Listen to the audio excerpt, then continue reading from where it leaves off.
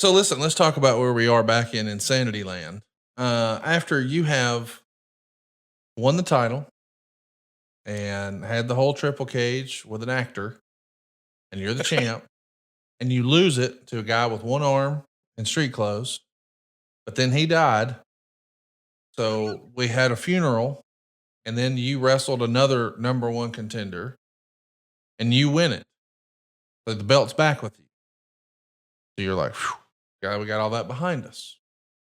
Until we tape in Saginaw, Michigan for Thunder the next night, it's a three-way with you, Scott Steiner, and Kevin Nash. Kevin Nash wins the belt back. And that leads to a Salt Lake City show for Nitro. And this is where Nash says, I don't really deserve to be champion. Rick never lost it. I'm just going to give the belt back to Rick. Come on. So now Rick is the champion again because it turns out he's not dead, y'all. And literally, Kevin Nash hands him the title, and Ric Flair's the champion. And it's announced that there's going to be a rematch between you and Ric Flair for the world title on Nitro. And Meltzer would say, it's actually amazing how good this match was. David was the ref. It wasn't like there's any great moves, but Rick knew exactly how and when to make comebacks, and the crowd was going nuts. Rick hit David to knock him out. Charles Robinson comes out as a second referee, but he gets bumped. The finish would see David give Jarrett the guitar, and he got the pin with Russo counting the falls. Fans were pelting the ring with garbage. Make no mistake about it. The people somehow cared about the belt when Flair had it, which guaranteed they'd take it off him now. I mean, the whole thing in context. We finally get the David Arquette stuff out of our system. And by the way, he's a great guy. Donated all the money to charity. It all went to Owen Hart's family and Brian Pillman's family and that sort of thing. So shout out to Arquette.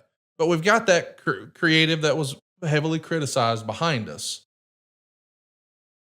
And now you drop it to a guy in street clothes, fake death, new champion. You win it back. You lose it the next day. The guy who beat you just gives it back to the now undead guy. We have another match. We can't just have a match. We got to have his favorite referee. We got to have his son. We got to have Russo involved. The whole thing's just a mess. Fans don't want it. They were hot for Flair and his story of maybe one last time. And this was just a missed opportunity. Like, I can't imagine if fans were supporting this, we could have had a pay-per-view with you and Ric Flair instead of whatever this was, right? So, Conrad, you hated me back in my 90s. Fast forward. Human fast forward button. Yeah, okay. But with that being said, now that after 2 years plus of doing podcast and we've covered bits and pieces of all 36 years, is there one talent that was, I guess you could say, snake bit between me and him?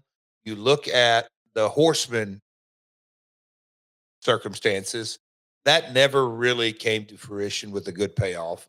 Then you look at this debacle, not a real good payoff. So when we did Ric Flair's last match, in a lot of ways, it was a 25-year payoff to a program that was snake bit that never really got an opportunity to do anything that made half sense, because in spite of all this nonsense, the highest ratings on the show and the people were with it.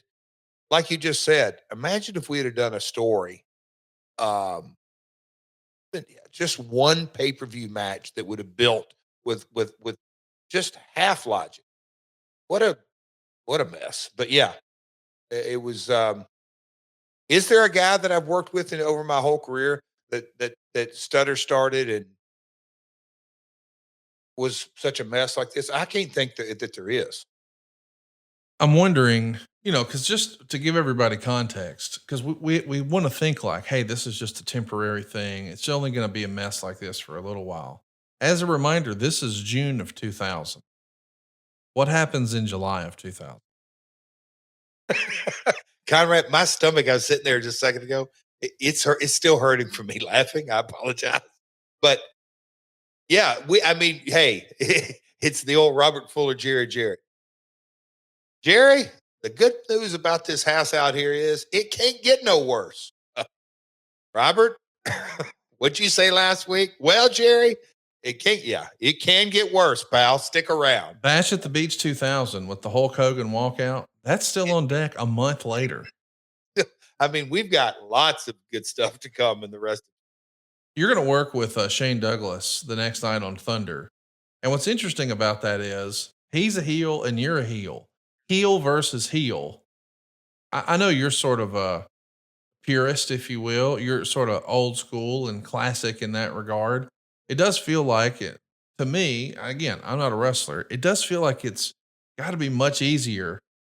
He's going to be the baby face. He's going to be the heel. But when you got two heels together and it's a television match, so you're not really able to properly heel on the crowd and do a lot of crowd interaction like you might at a live event.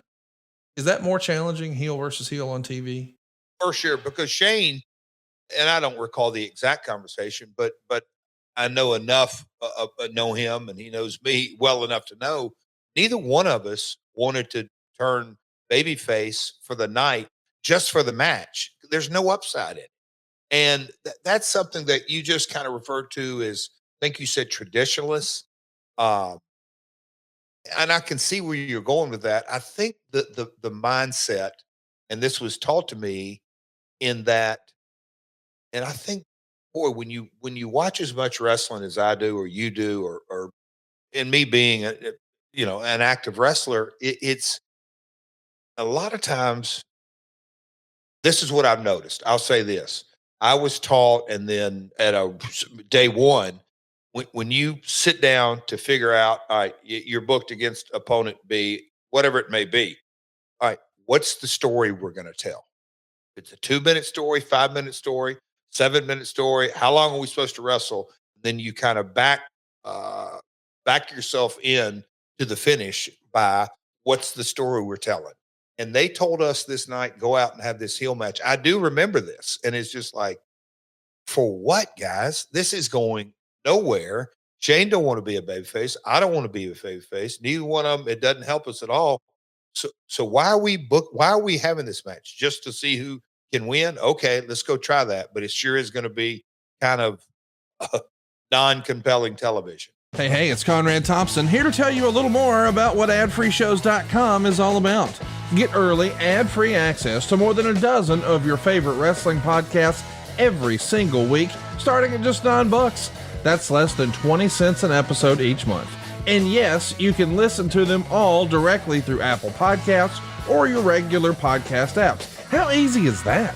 Ad-Free Shows also has thousands of hours worth of bonus content and docuseries like Title Chase, Eric Fires Back, Conversations with Conrad, and The Insiders.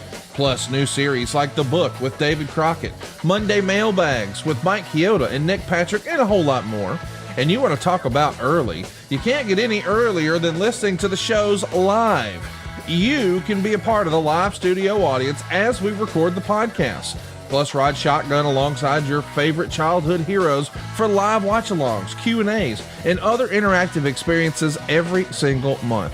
Come on now, see for yourself what thousands of other wrestling fans from around the world have discovered, that AdFreeShows.com is the best value in wrestling. Check it out today, and hey, when you do, the first week is completely free. AdFreeShows.com.